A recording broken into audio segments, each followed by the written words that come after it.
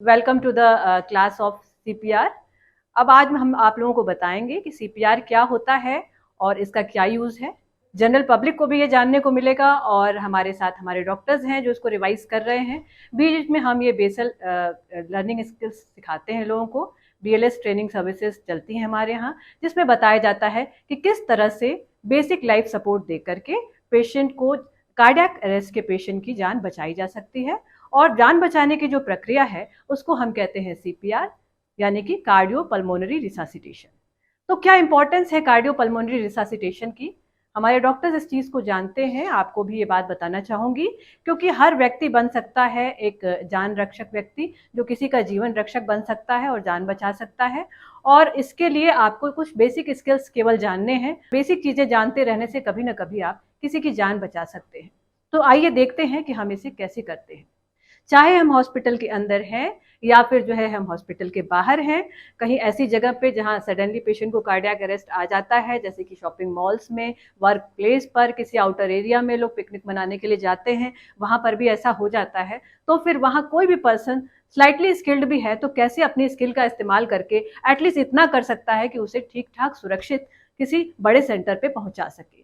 तो उसके लिए हमें सबसे पहले क्या करना है? सबसे पहले तो किसी की मदद करने के पहले आपको खुद सुरक्षित होना है ना। कोई नहीं चाहता कि हम खुद असुरक्षित हों। तो सबसे पहले खुद को सुरक्षित होने के लिए आपको सीन की सेफ्टी देखनी है। Verify the scene safety. पहले देखिए कि आसपास चीजें सुरक्षित हैं, वो पर्सन अकेला है या किसी के साथ आया है।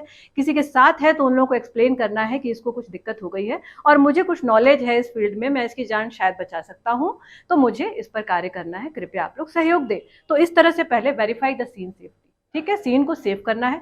सेकंड है कि पेशेंट को पहले आप चेक करेंगे, उसको देखेंगे कि क्या वाकई में वो अनरिस्पॉन्सिव है। तो उसका रिस्पॉन्स चेक करने के लिए उसके साइड में आप बैठेंगे और उसको जो है, आर यू ओके सर, क्या हुआ आपको, तुरंत बोलेंगे। अगर पेशेंट रिस्पॉन्सिव है कुछ ना कुछ तो वो बोलेगा, ठीक है, आपको एक आइडिया हो जाएगी। तो सेकंड स्टेप है पेशेंट की रिस्पॉन्सिवनेस को चेक करना। और थर्ड स्टेप है शाउट फॉर हेल्प। अगर आप आउटर एरिया में हैं तो आप हेल्प के लिए शाउट करेंगे। इसका ये भी एक मतलब है कि हेल्प के लिए जो कुछ भी आप कर सकते हैं वो करेंगे। शाउट का मतलब यही नहीं है कि आप शाउट करके किसी को बुलाएंगे। हाँ, शाउट करने से आपको ये होगा कि आसपास कुछ लोग हैं तो आपकी हेल्प के लिए आ सकते हैं, या फिर आसपास कोई एंटी सोशल एलिमेंट्स हैं जो आपको नुकसान पहुंचा सकते हैं, तो उसका भी आइडिया लग जाएगा। हो सकता है किसी ने उसे मार के फेंका हो और वो आप पर भी अटैक कर सकता है, तो इसका एक आइडिया आपको लग जाएगा। और इस दौरान आप इमरजेंसी सिस्टम को एक्टिवेट कर देंगे। चाहे जो भी फोन आपके पास है उस पर आप इमरजेंसी कॉल लगाएंगे। पुलिस को, एम्बुलेंस को, इमरजेंसी सिस्टम को, किसी को भी कॉल करके आप इमीडिएट हेल्प मांगेंगे और विद इन सेकेंड इतना काम कर लेंगे ताकि आगे का काम आप कर सके। क्योंकि आपको पता होगा कि with in 2 to 3 minutes patient permanently dead हो जाएगा और फिर आपको टाइम नहीं मिलेगा उस पर प्रोसीजर करने का, ठीक है। तो अब आपने शाउट फॉर हेल्प कर लिया, इमरजेंसी सिस्टम को एक्टिवेट कर लिया, स्पेशली जब आप अकेले हैं। अगर आपके साथ कोई और है जो जान बचाने वाला पर्सन होता है, जो जीवन रक्षक होता है, उसको रेस्क्यूअर कहते हैं। अगर आप सिंगल रेस्क्यूअर हैं तो इतना करके आप उसको शुरू कर देंगे उसकी रक्षा करना। और अगर आप सिंगल रेस्क्यूअर नहीं है, आपके साथ कोई और भी है, तो इतनी देर में आप मोबाइल फोन से तो इमरजेंसी सिस्टम को एक्टिवेट करेंगे ही, साथ में अपने फ्रेंड को भेज देंगे और लोगों को हेल्प के लिए लाने के लिए, या फिर पास में ही कोई इमरजेंसी है तो वहां से पूरा इमरजेंसी सिस्टम एक्टिवेट करने के लिए। और जितनी जल्द से जल्द हो सके, बाकी सारी टीम तो बाद में आएगी, आपके पास एक एईडी यानी ऑटोमेटेड एक्सटर्नल डिफिब्रिलेटर, जिसको कि हम शॉक देने वाली मशीन कहते हैं, वो हो जानी चाहिए। और दूसरा की एक वेंटिलेशन वाली यानी बैग मास्क डिवाइस, ताकि उसको हम ब्रेथ दे सकें। वो ये 2 इक्विपमेंट एटलीस्ट आपके पास आ जाने चाहिए। और अगर आपके पास सेकंड रेस्क्यूअर है, आपका फ्रेंड है, तो इस काम में आपकी हेल्प कर सकता है। तो सबसे पहले आपने देखा पेशेंट को, सीन को सेव किया, आप तुरंत बैठे, आपने उसका रेस्पॉन्स देखा, आप देख रहे हैं वो अनरिस्पॉन्सिव है, तो तुरंत ही आपने अपने फ्रेंड को भेज दिया फोन करने के बाद। जब तक आपका फ्रेंड आ रहा है, विद इन 10 सेकेंड आप एसेस करेंगे कि उसका ब्रीदिंग और उसका पल्स कैसा है। कोशिश करेंगे कि 10 सेकेंड में दोनों चीजें देख लें।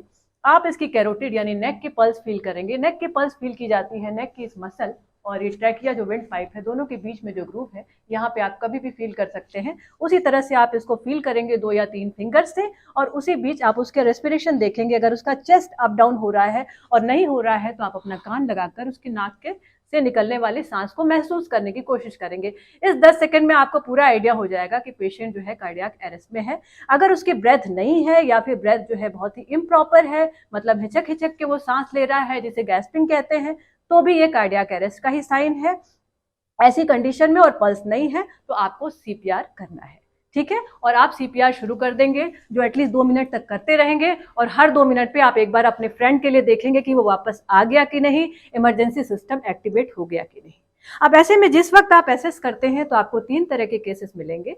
एक पर्सन होगा जो केवल बेहोश होगा और उसको जो है उसका ब्रेथ भी आ रहा होगा, सांस भी ले रहा होगा, उसकी पल्स भी आ रही होगी। ऐसे पेशेंट पे आपको ज्यादा प्रयास नहीं करना है, उसको वहीं पर छोड़ दीजिए, वेट करिए और इमरजेंसी सिस्टम को एक्टिवेट कर दीजिए, उनके आने का वेट करिए। दूसरी कंडीशन है कि उसका जो है पल्स तो है, मतलब उसका सर्कुलेशन चल रहा है, उसका पल्स चल रहा है, आपको महसूस हो रहा है कि उसका हार्ट चल रहा है, पर वो ब्रेथ नहीं कर पा रहा। हो सकता है कोई ऑब्स्ट्रक्शन हो या सडनली चोकिंग हो गई हो, उसके गले में कुछ चला गया हो। इस दौरान आप उसको अपनी तरफ से रेस्क्यू ब्रेथ देने की कोशिश करेंगे। अगर आप आउटर एरिया में हैं, आपके पास कोई इक्विपमेंट नहीं है, तो माउथ टू माउथ रेस्पिरेशन देने की कोशिश करेंगे। और अगर आप इन द हॉस्पिटल सेटिंग में हैं तो इमीडिएट जो है आपकी टीम आपको बैग एंड मास्क वेंटिलेशन के लिए प्रोवाइड करेगी, जो कि आप बैग एंड मास्क से उसको वेंटिलेट करेंगे एम्ब्यू बैग से। और तीसरी कंडीशन है जो सबसे सीरियस होती है, जिसमें कि आपको पल्स भी नहीं मिल रहा है, पेशेंट का ब्रेथ भी नहीं मिल रहा है, तो उस कंडीशन में आप उसको सीपीआर तुरंत ही स्टार्ट कर देंगे। और वही चीज आपको यहाँ डिमॉन्स्ट्रेट किया जा रहा है। तो आप तुरंत ही सीपीआर स्टार्ट करेंगे। आपका फ्रेंड जो है वो इमरजेंसी सिस्टम को एक्टिवेट करने के लिए गया हुआ है। 10 सेकंड में आपने असेस कर लिया कि उसकी ब्रेथ भी नहीं है, उसकी पल्स भी नहीं है, तो आप तुरंत ही सीपीआर स्टार्ट करेंगे। ये है पेशेंट की ब्रेस्ट बोन, जो कि सेंटर ऑफ द चेस्ट में होती है, यहाँ पे उसका एंड होता है इस ग्रुप पे। Lower part of breast bone पे आप अपने पाम का जो रूट पार्ट है वो रखेंगे और इसके लोअर पार्ट पे लगाएंगे। दूसरे हैंड से इसके अपर पार्ट को टच करेंगे और उसके बाद 5 सेंटीमीटर डेप्थ तक आप इसको लगाएंगे। 5 सेंटीमीटर डेप्थ तक आप इसको दबाएंगे और जितनी बार दबाएंगे उतनी ही बार उसको वापस आने का भी मौका देंगे, जिसे रिकॉइलिंग कहते हैं। इस तरह हार्ट बाकी हिस्से को भी पंप करेगा ब्लड, और बाद में हार्ट की अपनी फीलिंग भी हो पाएगी। इसलिए जितनी बार कंप्रेशन देंगे उतनी बार रिकॉइलिंग भी जरूरी है। और याद रहे, बहुत ज्यादा कंप्रेस नहीं करना है, पर 5 to 6 सेंटीमीटर तक करना है। 5 to 6 सेंटीमीटर यानी 2 इंचेस, जो करीब करीब एक मीडियम साइज की इंडेक्स फिंगर के बराबर होता है, उतना कंप्रेशन आप देंगे इसके हील से, पाम के हील से, और उस पर दूसरा हाथ रख के। अगर किसी को कोई दिक्कत है यहाँ जॉइंट्स में तो एक हाथ ऐसे भी पकड़ सकते हैं, ये भी एक तरीका है कंप्रेशन देने का।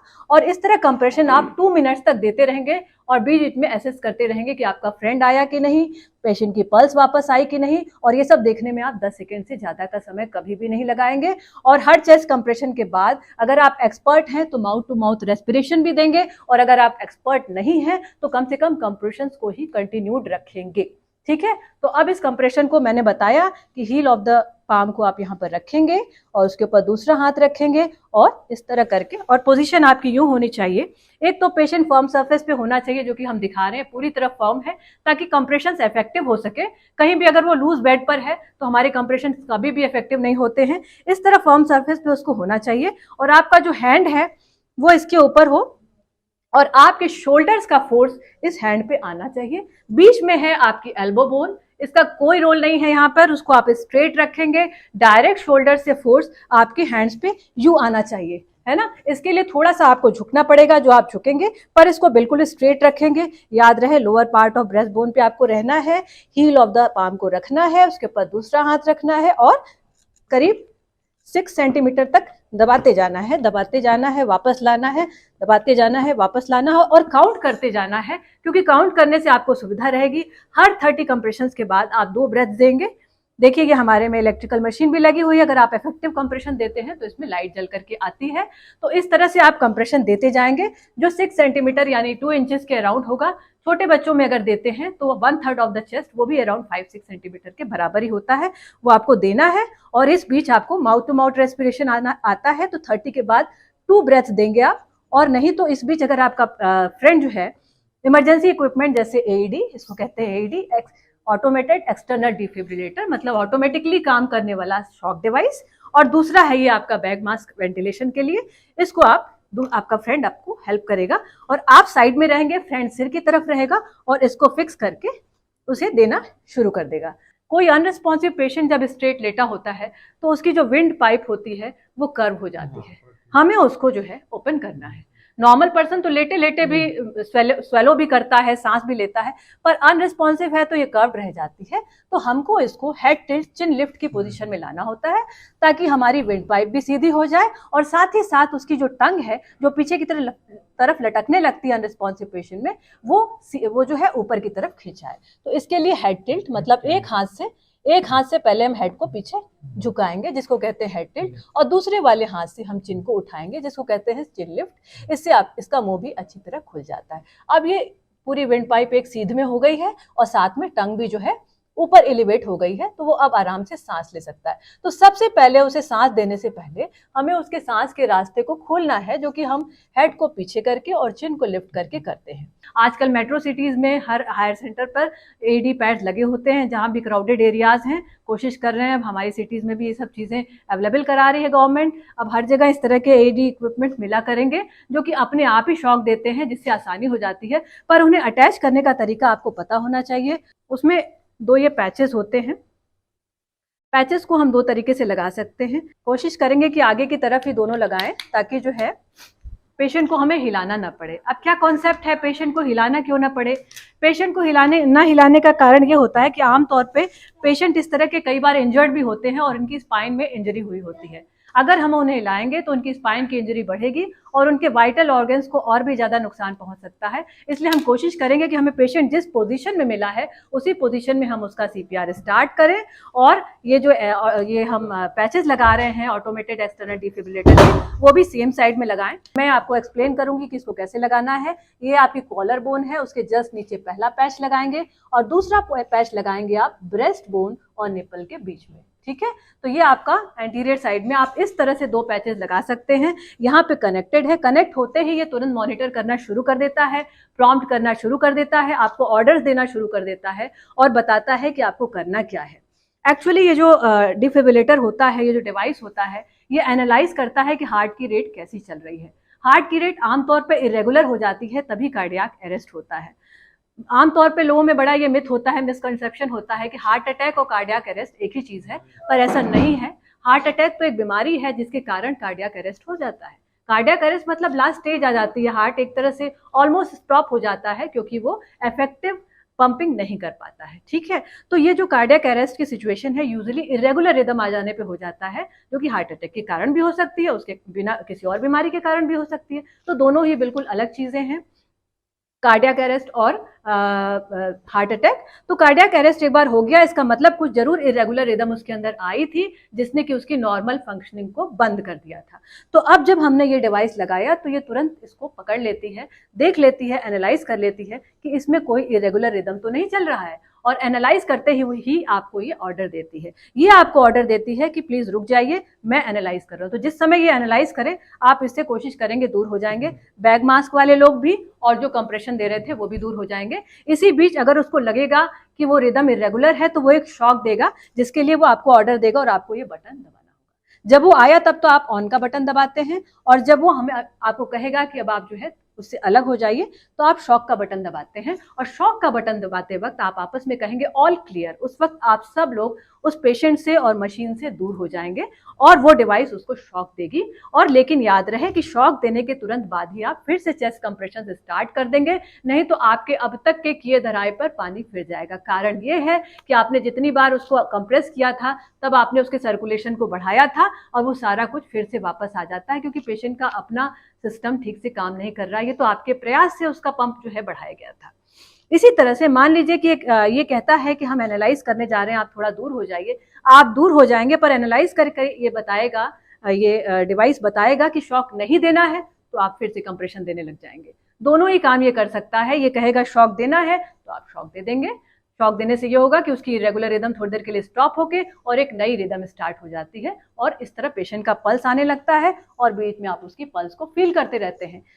और अगर ये इतना हो गया, शॉक दे दिया, पल्स वापस आ गया, फिर आप अपना चेस्ट कंप्रेशन फिर से स्टार्ट कर देंगे 30:2 के रेशियो पर। और अगर ये कहता है कि शॉक नहीं देना है तो नहीं देंगे।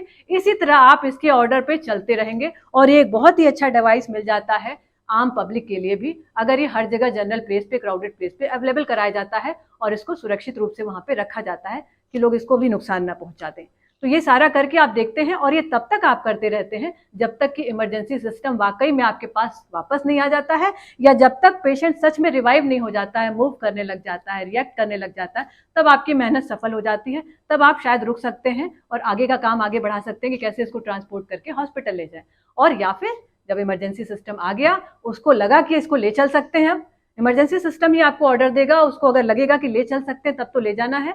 अगर वो कहता है वहीं पे अभी आप सीपीआर करते रहिए, अभी वो पेशेंट रिवाइव नहीं हुआ है, तो आप सीपीआर करते रहेंगे। अगर बीच की स्टेज है तो वो ये भी कह सकते हैं कि इनको एम्बुलेंस में लीजिए और रास्ते में सीपीआर करते हुए लेते चलिए। तीनों चीजें हैं। तो इस तरह आप लोगों को ये स्टेप्स क्लियर हो गए होंगे सीपीआर के। चेस्ट कंप्रेशन ही फाउंडेशन होता है सीपीआर का, इसके बिना कुछ भी नहीं। जैसा कि मैंने बताया कि अगर हमें ब्रेथ देना भी नहीं आ रहा तो एटलीस्ट हम चेस्ट कंप्रेशन को कंटिन्यूड रखेंगे तो हार्ट काम करता रहेगा और धीरे धीरे वो बाकी अंगों को भी इतना एक्टिव कर देगा कि उसकी ब्रेथ आ सकेगी। तो एटलीस्ट चेस्ट कंप्रेशन देना सबको आना चाहिए। तो इस तरह से एक जनरल पर्सन भी कर सकता है, और जनरल पर्सन को ये बैग मास्क डिवाइस नहीं होगा, उसके पास ब्रेथ देने की स्किल्स नहीं होंगी, तो एटलीस्ट वो इस तरह से चेस्ट कंप्रेशन देता रहेगा जब तक कि इमरजेंसी सिस्टम एक्टिवेट नहीं हो जाता है। उम्मीद करती हूँ कि बेसिक चीजें आपको समझ में आ गई हैं। इसके आधार पर हमें उम्मीद है कि आपको काफी ज्ञान प्राप्त हुआ होगा सीपीआर का। धन्यवाद। हम हैं डॉक्टर्स की गैलेक्सी। डॉक्टर्स की गैलेक्सी। डॉक्टर्स की गैलेक्सी। सेवा हमारा धर्म। सेवा हमारा धर्म। और आपकी सेहत ही हमारा सरोकार। आधुनिक सुविधाओं से लैस पूर्वांचल का सबसे जाना माना hospital, Galaxy hospital, Mahmoorganj, Varanasi.